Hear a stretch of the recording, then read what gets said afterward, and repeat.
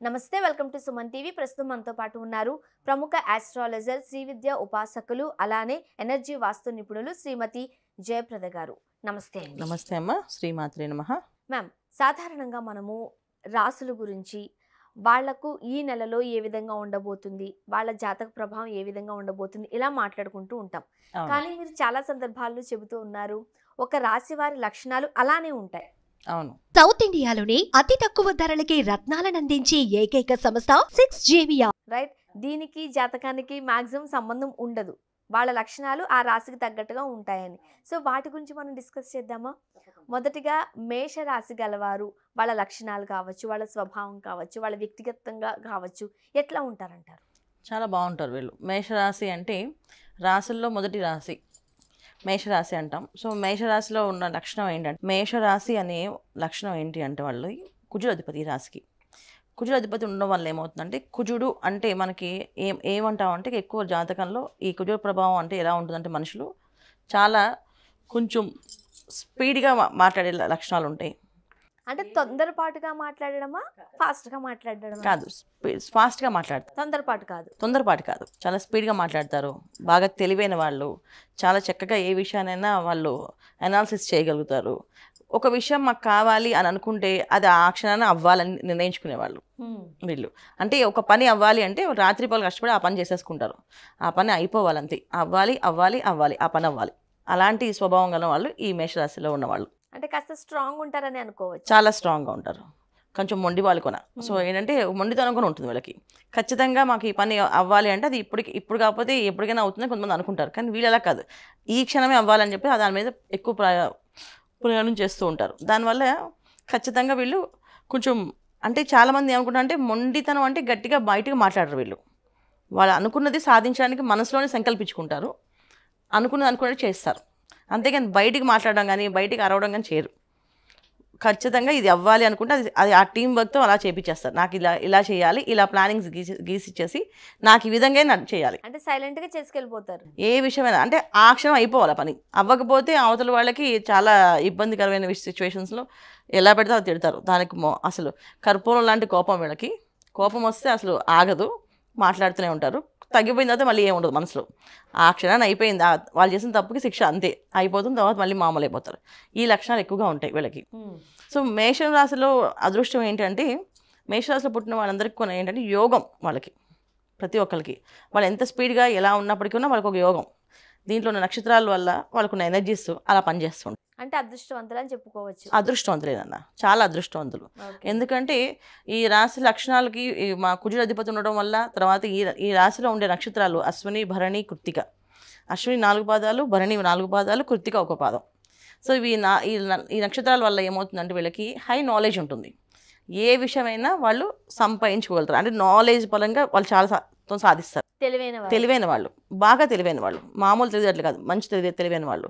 So ఆ తెలివి ఎలా ఉంటుంది అంటే ఎదుటి వాళ్ళకి లెసన్ చెప్పేలా ఉంటుంది. అంటే వీళ్ళు ఇంకోళ్ళ దగ్గర నేర్చుకునేట్టు ఉండదు. వీళ్ళ దగ్గర మనం నేర్చుకోవాలి తప్ప వాళ్ళు మన దగ్గర నేర్చుకోరు. వాళ్ళ దగ్గర మనం చూసి నేర్చుకోవాలి. సో అలాంటి తెలివితేటలు అనమాట. సో ఏ విషయమైనా క్షుణ్ణంగా తెలుసుకోవడం, దాని గురించి వర్క్ చేయడం జరుగుతూ ఉంటుంది ఈ రాశి వాళ్ళు. ఓకే. మరి ముఖ్యంగా అంత పాజిటివ్గానే ఉంది కాబట్టి సాధారణంగా చూడండి, అమ్మాయిలకైతే ఒకలానా లేకపోతే అబ్బాయిలకైతే ఒకలానా ఉంటుంది అంటారు.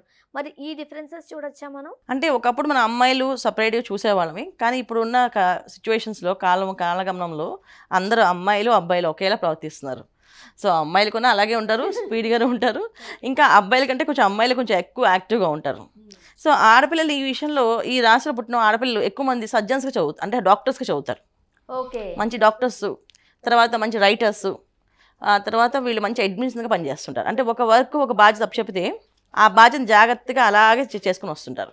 ఆ విధంగా కూడా ఈ రాశి వాళ్ళకి చాలా అదృష్టమైన యోగం. అందుకే అదృష్టవంతులు అని చెప్పారు ఈ రాశిలో. సో చదువు పరంగా చూసుకున్నట్లయితే చాలా బాగుంటుంది అంటున్నారు. అవును.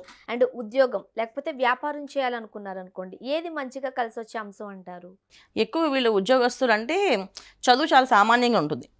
కొంతమంది టాపర్స్, అందరూ టాపర్స్ కాదు, కానీ వీళ్ళకి చాలా తెలివైన వాళ్ళు. ఈ తెలివితేటలు ఉండడం వల్ల ఏంటంటే వాళ్ళు ఏదైనా సాధించగలరు. ఇప్పుడు బాగా చదివిన వాళ్ళే సాధిస్తారని ఎక్కడ లేదన్న. సో వీళ్ళు సామాన్య చదివే ఉంటుంది ఎక్కువ. చాలా తక్కువ మంది రేర్ కాంబినేషన్స్లో బాగా చదువుతారు. ఇందులో ఆడపిల్లలు బాగా చదువుతారు. ఆడపిల్లలు మొదటి నుంచి అంటే ఏంటి అంటే వీళ్ళకి ఒకరితో అనిపించుకోవడం ఇష్టం ఉండదు. ఒకళ్ళు ఎవరైనా ఒక మాట వీళ్ళు అనకూడదు అని చెప్పి వీళ్ళు ఎప్పుడు ప్రొటెక్టివ్గా ఉంటారు, అలర్ట్గా అలర్ట్గా ఉండడం, వాళ్ళ ఆ జోన్స్ చూసుకున్నాను. అందుకని ఇందులో ఏంటంటే ఆడపిల్లలు ఎక్కువగా చదువుతారన్నమాట. నన్ను చదవకపోతే నన్ను ఇలా అంటారు కదా, సో నేను చదివేసుకుందాం, ఈ ఒక్కటే కదా ఈ జోన్ కదా నాది, నేను ఈ జోన్ చేసేదాం. అలాగే జాబ్ చేసినప్పుడు ఆఫీస్లో వాళ్ళు ఎవరిని పాయింట్అవుట్ చేయకూడదు వాళ్ళని, అందుకని వాళ్ళు ఆఫీస్లో చాలా అడ్మిన్స్గా బాగా పనిచేస్తారు. సో అందుకని వీళ్ళు ఉద్యోగాల్లో చాలా బాగుంటుంది. చాలామంది ఉద్యోగం కంటే వ్యాపారం చేయడానికి ఇష్టపడతారు అబ్బాయిలు. మేషరాశి వాళ్ళకి వ్యాపారస్తులు వ్యాపారం ఎక్కువ చేయడానికి ఇష్టపడతారు. ఓకే. మామూలుగా ఏంటంటే వీళ్ళు వ్యాపారం చేయడానికి ఇష్టపడతారు, వాళ్ళు సొంతంగా ఏదైనా సరే చేయడానికి ఇష్టపడతారు. ఒక దగ్గర వంగి పని చేయడం కంటే, ఒకరి దగ్గర వాళ్ళ దగ్గర చెప్పింది వినడం కంటే మన సొంతంగా మనం చేసుకొని బయటపడాలి అనే లక్షణం ఎక్కువగా ఉంటుంది. ముఖ్యంగా సైలెంట్గా వాళ్ళు ఏమనుకున్నారో ఆ పని చేసుకుంటూ వెళ్ళిపోతారు, కాస్త మొండిగానే ఉంటారని చెబుతూ ఉన్నారు. ఇప్పుడు ఆడపిల్లలు అనుకోండి, అబ్బాయిలైనా సరే, పెళ్ళయిన తర్వాత ఇది కాస్త ఇబ్బందికర అంశమేనేమో. ఖచ్చితంగా వివాహ విషయంలో కొంచెం అన్సాటిస్ఫాక్షన్ ఉంటుంది వీళ్ళకి ఫుల్గా. అంటే వీళ్ళు అర్థం చేసుకునే మనస్తత్వం గల ఉండేవాళ్ళు తక్కువ మంది. ఎందుకు రీజన్స్ అంటే వీళ్ళకి ఉన్న మైనస్ పాయింట్ అది. ఫ్యామిలీ లైఫ్ కొంచెం ఇబ్బంది. అంటే ఎక్కడ వీళ్ళకి లోటు ఉంటుంది అంటే ఎవరికైనా సరే కష్టం సుఖం మనిషి జీవితంలో సహజం ఉంటుంది. ఒక ప్లస్ ఉంటే ఒక మైనస్ ఉంటుంది ఖచ్చితంగా. అన్ని ప్లస్ పాయింట్స్ ఏ మనిషికి ఉండదు, అలాగే అన్ని మైనస్ పాయింట్లు ఏ మనిషికి ఉండవు. కాకపోతే వీళ్ళకి ఉన్న అన్ని ప్లస్ పాయింట్సే ఎక్కువ.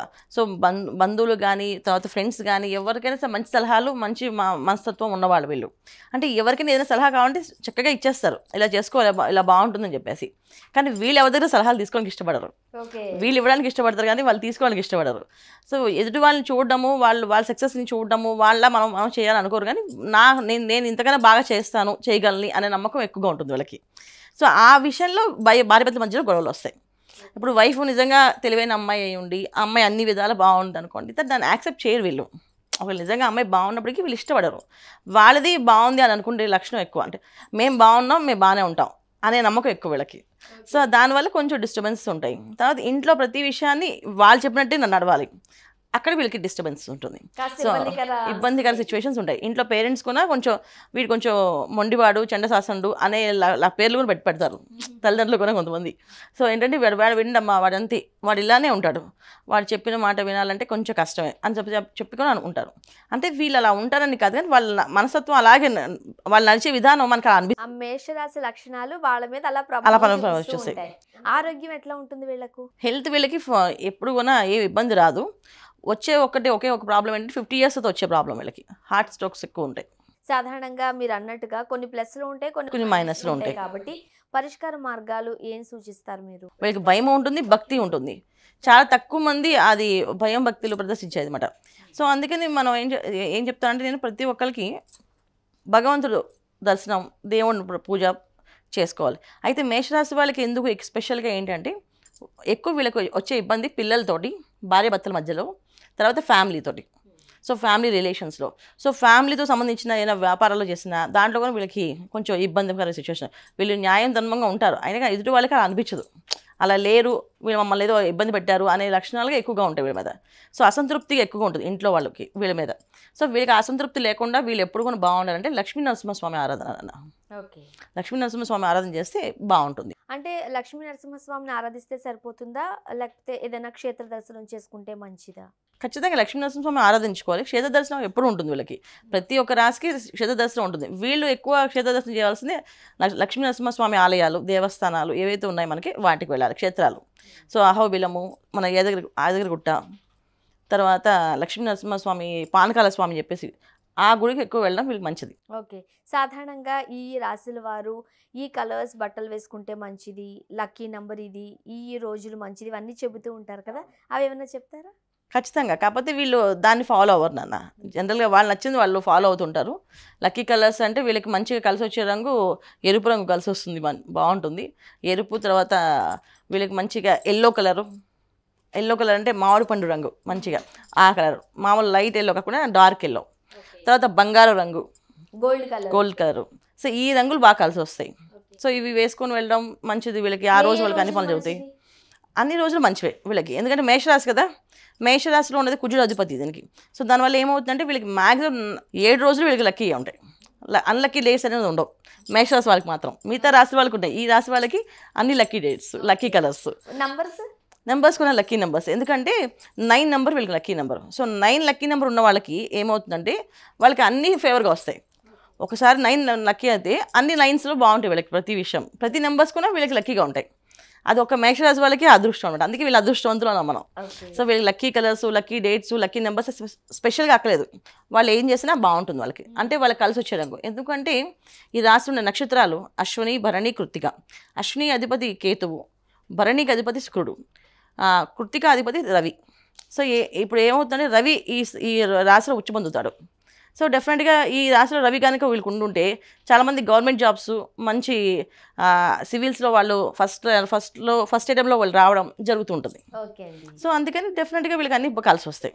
జయప్రద గారు, మేషరాశి వారి లక్షణాలు ఏంటి, పరిష్కార మార్గాలు, అలానే వాళ్ళు ఏ కలర్స్లో డ్రెస్ వేసుకుంటే మంచిది, ఇవన్నీ తెలియచేశారండి. ధన్యవాదాలు. నమస్తే అమ్మ. శ్రీమాత్రే నమః.